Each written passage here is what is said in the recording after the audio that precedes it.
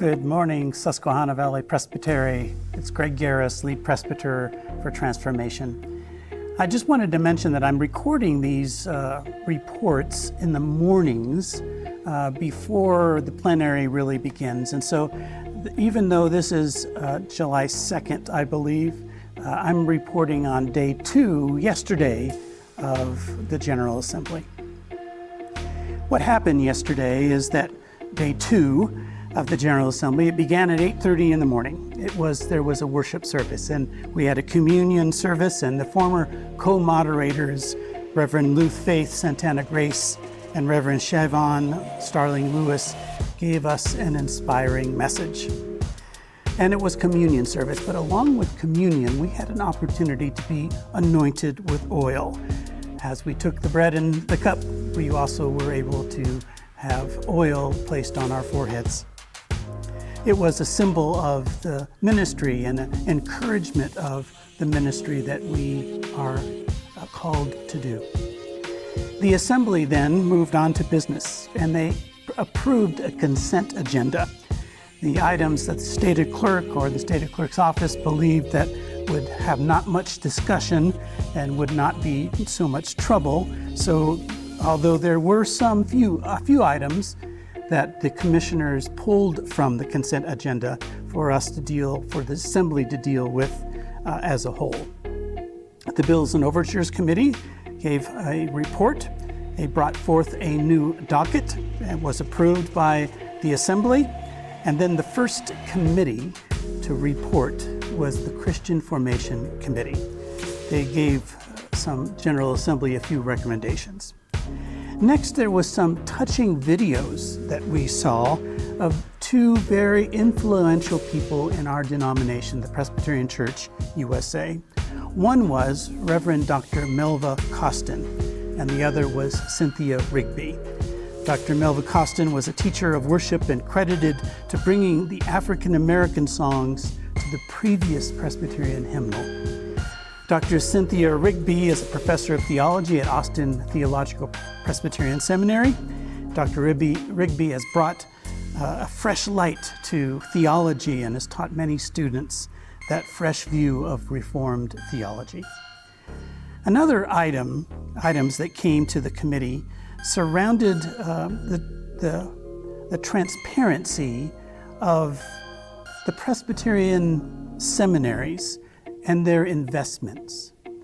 This item took a long time for the assembly to discuss. I believe there was an amendment or a change to the overture, but then it was defeated, and after some lengthy discussion, it was not approved by the assembly. The next committee that reported was the Ordination Committee, and they brought forth several overtures amending the Book of Order. One overture was to add the language shared ministry to a section of our Book of Order. What the committee brought forth was an authoritative interpretation that has already answered what this overture wanted to do by changing or putting the words shared ministry into the Book of Order. Now, let me stop and tell you about the authoritative interpretation. Authoritative interpretations are given to our church by the Advisory Committee on the Constitution. Sometimes we use the acronym ACC. And what this advisory committee does is look at sections of the Book of Order that need to have more words to clarify what the Book of Order really means. And so this committee wrote an authoritative interpretation specifically on this issue that the committee brought before the assembly. Here's something to remember about the business of the assembly. Any changes to the Book of Order has to be ratified by a certain percentage of presbyteries, and then the Book of Order can be changed. But if an authoritative interpretation is presented by the ACC, the Advisory Committee on the Constitution, then that handles the concern, and the overture, well, they don't have to present it. It doesn't have to be in the Book of Order. The Christian Formation Committee dealt with 3 overtures in the same way.